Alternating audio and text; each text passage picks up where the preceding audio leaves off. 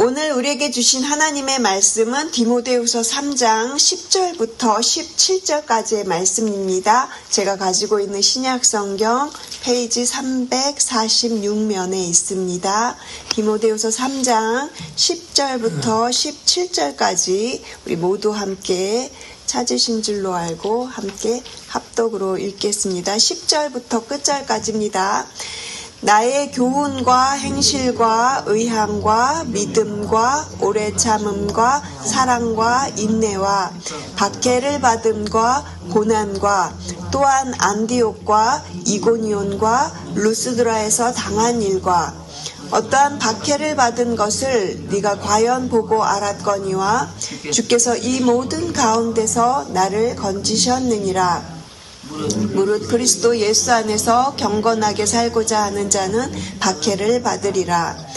악한 사람들과 속이는 자들은 더욱 악하여져서 속이기도 하고 속기도 하나니 그러나 너는 배우고 확신한 일에 거하라. 너는 네가 누구에게서 배운 것을 알며 또 어려서부터 성경을 알았나니 성경은 능히 너로 하여금 그리스도 예수 안에 있는 믿음으로 말미암아 구원에 이르는 지혜가 있게 하느니라. 모든 성경은 하나님의 감동으로 된 것으로 교훈과 책망과 바르게 함과 의로 교육하기에 유익하니 이는 하나님의 사람으로 온전하게 하며 모든 선한 일을 행할 능력을 갖추게 하려 함이라. 아멘. 오늘 본문으로 말씀이 이끄는 삶, 이렇게 제목을 가지고 말씀 나누어 보겠습니다. 저희가 어제부터 디모데후서 3장 부분을 같이 나누고 있습니다. 디모데후서 3장은 크게 두 부분으로 나눠 볼 수 있는데 어제 저희가 보았던 앞부분 9절까지의 말씀을 보았죠. 그 내용에서는 말세의 특징을 보여주고 자기를 사랑하고 돈을 사랑하며 또 쾌락을 사랑하는 그런 말세의 사람들의 모습을 살펴보았습니다. 그리고 오늘 저희가 읽은 이 본문, 이제 디모데후서의 뒷부분이죠. 17절까지 나오는 이 내용은 그 말세 시대 때 이제 그리스도인들은 어떻게 살아갈 것이냐 하는 하나님의 말씀입니다. 그 당시에 지금도 마찬가지지만 시대의 흐름과는 완전히 다른 삶을 살라고 이야기를 하죠. 오늘 본문은 하나님의 말씀이 이끄는 삶을 살아가라 이렇게 우리에게 강조를 합니다. 그래서 오늘 본문 10절 말씀을 보시면 한글 성경에서는 생략되어 있지만 영어 성경 NLT 버전에서는 but you 이러면서 그러나 너는 이렇게 시작하는 것을 우리가 10절 말씀에서 이제 볼 수 있습니다. 속이고 속이는 세상에서 거짓 교사들이 판치고 이단이 득세하는 이런 시대에 그러나 너는 달라야 한다 이렇게 사도 바울이 디모데에게 권면을 하고 있는 것이죠. 사도 바울은 디모데에게 자신이 직접 보여준 삶에 대해서 다시 한번 언급을 합니다.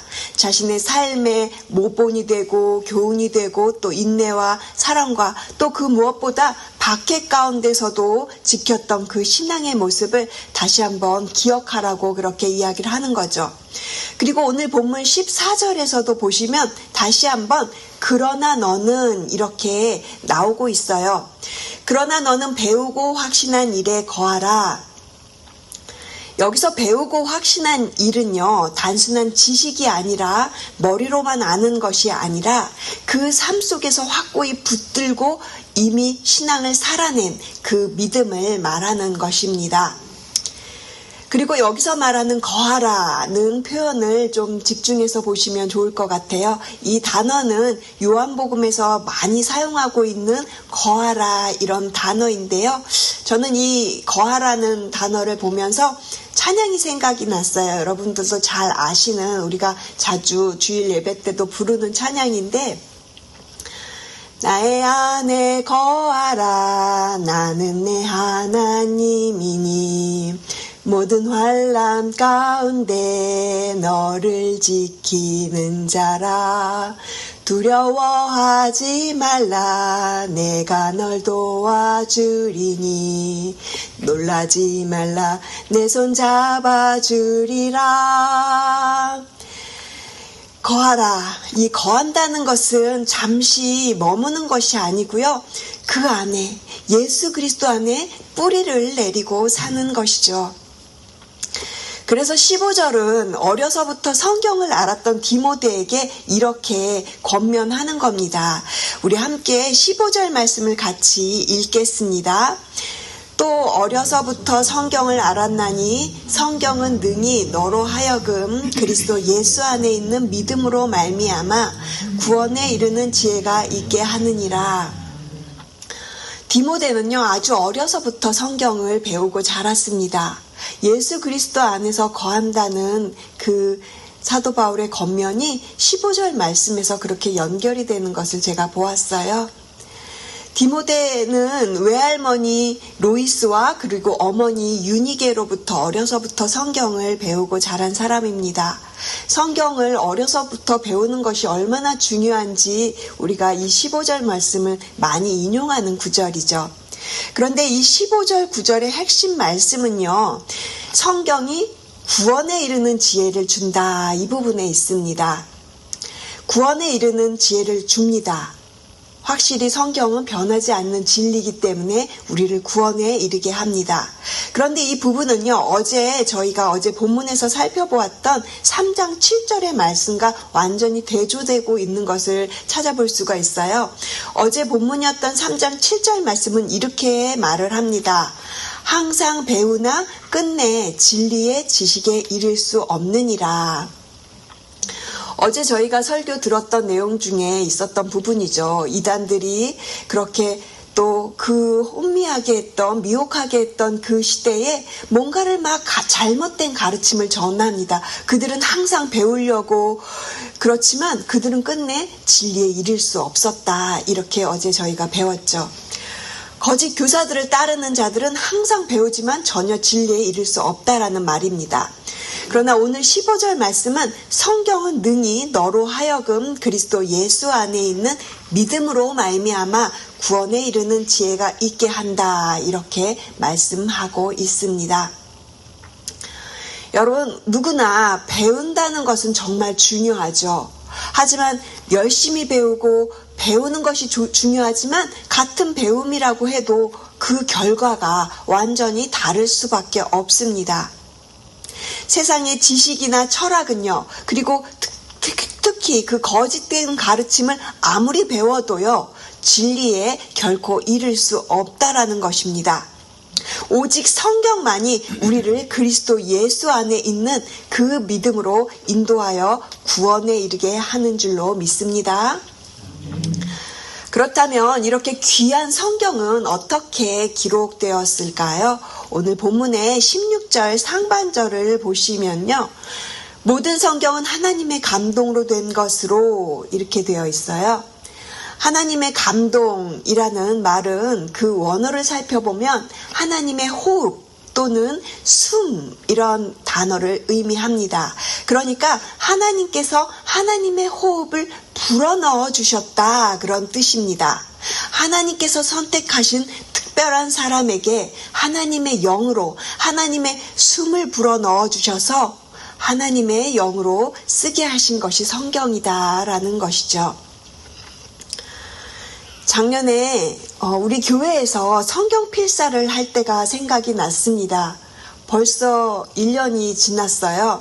그때 성경 필사를 막 열심히 하시는 여러분들의 모습을 보면서 제가 그런 기도를 했던 게 생각이 났어요. 하나님, 우리 성도님들이 정말 열심히 성경 필사를 하시는데 이 성경 필사가 그저 글자를 보고 베끼는데 있는 것이 아니라 이 성경 필사를 하면서 하나님의 숨결을 느끼는 그런 성경 필사가 되게 해주세요라고 제가 기도했었거든요. 그리고 지금은 천국에 가신 고 김영희 권사님께서 성경 필사를 하시면서 영상 간증을 한번 하신 적이 있으셨어요. 그 권사님을 만나서 그 권사님의 간증을 촬영을 하면서 아주 여러 번 촬영을 했습니다. 그 권사님과 이야기도 나누고 권사님의 간증을 이렇게 고백으로 듣기도 하면서 권사님이 제일 은혜 받았던 내용이 성경 필사를 하시면서 그 성경 안에 있는 주인공들이 당신이 되신다라는 거예요. 어떤 때는 요셉이 되기도 하고 어떤 때는 에스더가 되기도 하고 그러면서 울고 웃고 그러면서 그 성경 안에 주인공이 자신이 되면서 그렇게 은혜를 받고 계신다고 그런 고백을 들었던 적이 있습니다.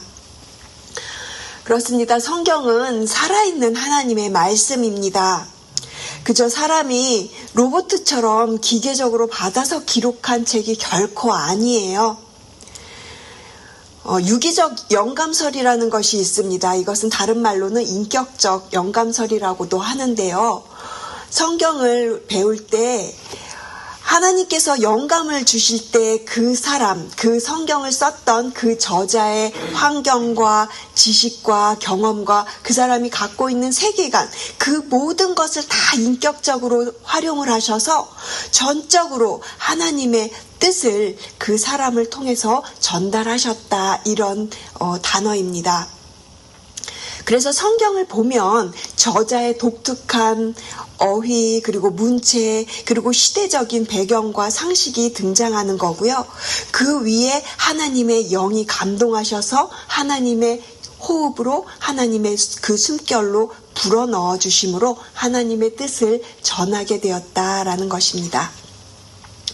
그러므로 성경을 어떻게 읽어야 되는가 하면 성경을 기록했을 때 그 역사하신 하나님의 그 성령 하나님의 도우심을 우리도 그대로 받아서 성경을 읽어야 된다라는 것입니다. 그래서 우리는 기도하면서 성경을 읽어야 되는 것이죠.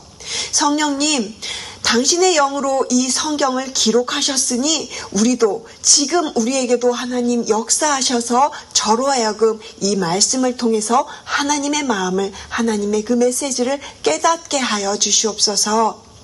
이렇게 기도하고 성경 읽고 또 성경 읽고 기도하고 그렇게 성경의 진리와 성령의 감동하심이 함께 역사하셔서 오늘 나에게 주시는 살아있는 말씀으로 우리가 경험할 수 있게 되는 것입니다.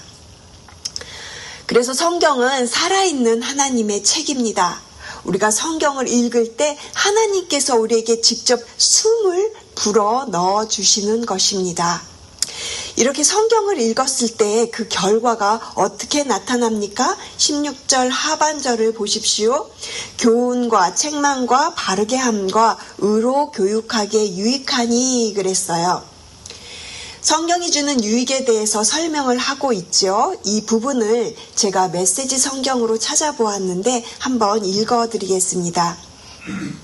우리에게 진리를 보여주고 우리의 반역을 드러내며 우리의 실수를 바로 잡아주고 우리를 훈련시켜서 하나님의 방식대로 살아가게 합니다. 우리는 말씀을 통해 온전해지며 하나님께서 우리를 위해 마련하신 일을 이루어가게 됩니다. 그렇습니다. 우리는 말씀을 통해 온전해져 갑니다. 하나님의 일을 할 수 있는 사람으로 지어져 가는 것이죠. 그 부분이 17절 말씀에 잘 나와 있어서 우리 함께 17절 말씀을 같이 읽겠습니다. 이는 하나님의 사람으로 온전하게 하며 모든 선한 일을 행할 능력을 갖추게 하려 함이라. 아멘. 여기서 온전하게라는 단어가 저의 마음에 이렇게 와닿았습니다.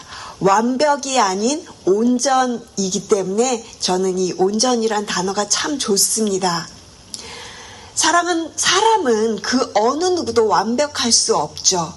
그 누구도 완벽할 수가 없는 그 사람이기에 그래서 온전하다라는 이 단어가 저의 마음에 참 와닿았습니다. 성경을 통해서 하나님과의 인격적인 만남과 그 살아있는 말씀을 경험하면서 하나님이 기뻐하시는 온전한 하나님의 사람으로 빚어져 가는 것이죠. 완벽은 흠이 하나도 없는 상태를 말하지만요. 어떻게 죄인인 인간이 완벽할 수 있겠습니까? 하지만 온전은 하나님께서 우리를 지으신 목적대로 그분이 원하시는 모습으로 성숙해져 가는 것을 의미합니다. 그렇기 때문에 우리는 온전해질 수 있는 것이죠. 성경은 하나님의 사람으로 우리를 온전하게 하는 줄로 믿습니다.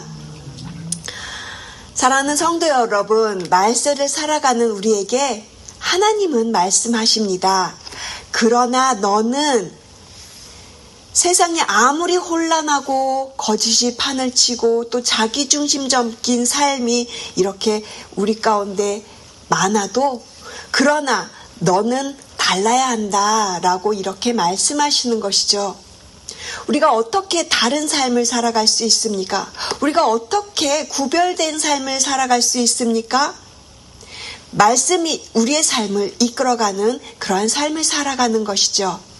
그런데 중요한 것이 있습니다. 우리에게는 성경을 기록하실 때 역사하신 성령님의 도우심이 필요하다는 것입니다. 성령님의 기름 부으심 속에서 하나님을 만나고 하나님의 음성을 듣는 사람에게 그렇게 하나님의 그 말씀이 이끄는 삶을 살아갈 수 있는 것이죠. 그래서 말씀 안에서 성령님의 기름 부으심이 우리에게 필요합니다. 그러므로 성경을 읽을 때 우리는 기도해야 하는 것입니다. 말씀이 살아있는 하나님의 음성이 되게 해달라고 우리가 그렇게 기도하고 또 말씀이 이끄는 삶을 살아갈 때 우리는 이 혼란한 세상을 흔들리지 않고 하나님께서 원하시는 온전한 사람으로 지어져 갈 줄로 믿습니다. 오늘도 그렇게 말씀을 펼치시고 하나님의 숨결을 느끼시면서 성령님의 기름 부으심을 구하면서 말씀이 저와 여러분의 삶을 이끌어 가시도록 말씀 앞으로 나아가며 기도하시는 저와 여러분 되시기를 주님의 이름으로 축복을 드립니다. 기도하시겠습니다. 하나님 감사합니다. 우리에게 말씀을 주셔서 감사합니다. 하나님의 숨결이 있는 말씀으로 우리를 온전하게 하여 주시니 감사드립니다. 말씀이 계속해서 우리의 모든 삶을 인도하여 주시고 이끌어 주시고 하나님의 선한 일에 쓰임받는 우리 모두가 되게 하여 주시옵소서. 감사드리며 이 모든 말씀 사랑하며 예수 그리스도의 이름으로 기도드렸습니다. 아멘.